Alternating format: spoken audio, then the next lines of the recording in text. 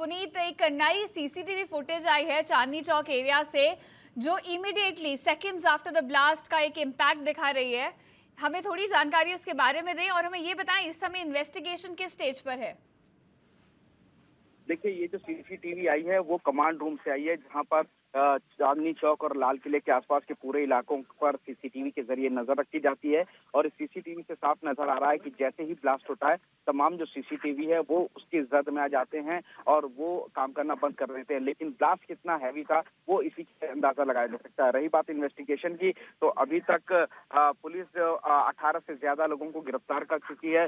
जितने भी अदील, मुजम्मिल, डॉक्टर उमर से जुड़े हुए लोग हैं उनसे पूछताछ की जा रही है।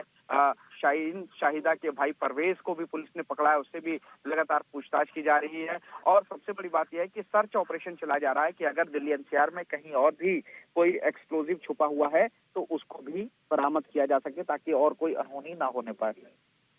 जी बिल्कुल पुनीत, और इस समय हमें बताया जा रहा है कि शाहीन शाहिद जो है वो इन्वेस्टिगेशन के टाइम उन्होंने बताया कि वो 2 साल से ये एक्सप्लोसिव जमा कर रही थी और जो उनके साथी हैं वो कुछ बड़ा प्लान कर रहे थे। इस बारे में हमें क्या और जानकारी मिल सकती है? शाहीन शाहिद को कहा जा रहा है कि जैश ए मोहम्मद की महिला ब्रिगेड की ये कमान दिल्ली में संभाल रही थी। पुलिस पूछताछ में इसने बताया है कि पिछले 2 साल से वो अपने साथी डॉक्टरों के साथ मिलकर के विस्फोटकों को जमा कर रही थी।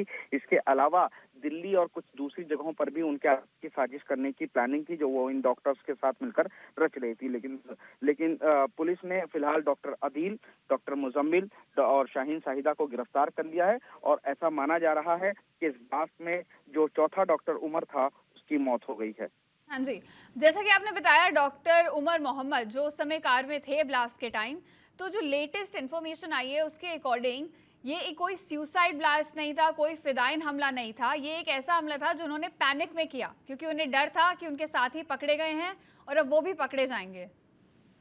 देखिए, अभी तक की जो इन्वेस्टिगेशन है वो इसी ओर इशारा जरूर कर रही है, लेकिन अभी तक ये साफ नहीं हो पाया है कि ये पैनिक अटैक था, प्लान्ड अटैक था या कुछ और था। लेकिन अभी तक की इन्वेस्टिगेशन इसी तरफ इशारा कर रही है कि जैसे ही मुजम्मिल पकड़ा गया तो पैनिक में आ गया था डॉक्टर अल फलाह मेडिकल कॉलेज से बाहर के अंदर वो मौजूद।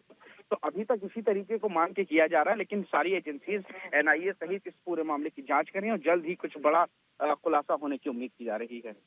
और जैसा कि आपने बताया ये सारे डॉक्टर्स जो हैं ये अल फलाह यूनिवर्सिटी से लिंक्ड हैं, एक ऐसी यूनिवर्सिटी जो इस समय टेरर स्कैनर के अंडर है।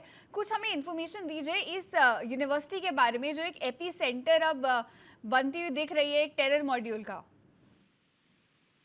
देखिए, ये साफ हो चुका है कि पिछले कुछ सालों से डॉक्टर मुजम्मिल और शाहीन शाहिदा और डॉक्टर उमर इस यूनिवर्सिटी में पढ़ा रहे थे। इसीलिए जब पुलिस ने सर्च ऑपरेशन चलाया तो इनके सभी कमरे और ऊपर के फर्स्ट फ्लोर को भी चेक किया, साथ ही जो लैब है उसको भी चेक किया। और पुलिस को शक था कि कहीं इस लैब का इस्तेमाल भी जो विस्फोटक थे उनके लिए किसी तरीके से तो नहीं किया गया है। तो जाहिर तौर पर अब पुलिस जो है पूरा वेरिफिकेशन कर रही है कि कब इन लोगों ने ज्वाइन किया, किस तरीके से, क्या और क्या इस मेडिकल कॉलेज में और भी कोई इनका साथी तो नहीं है। तो एक तरीके से कहा जा रहा है कि ये यूनिवर्सिटी भी अब पुलिस पूरे मामले की जांच करेगी इससे जुड़े हुए चीजों को लेकर।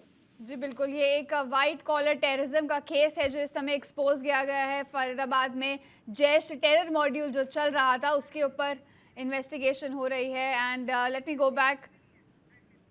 In fact, this is the latest we're getting in as far as the investigation goes. So far, 18 people have been arrested and the investigation is still continuing. NIA is the one who's leading the investigation.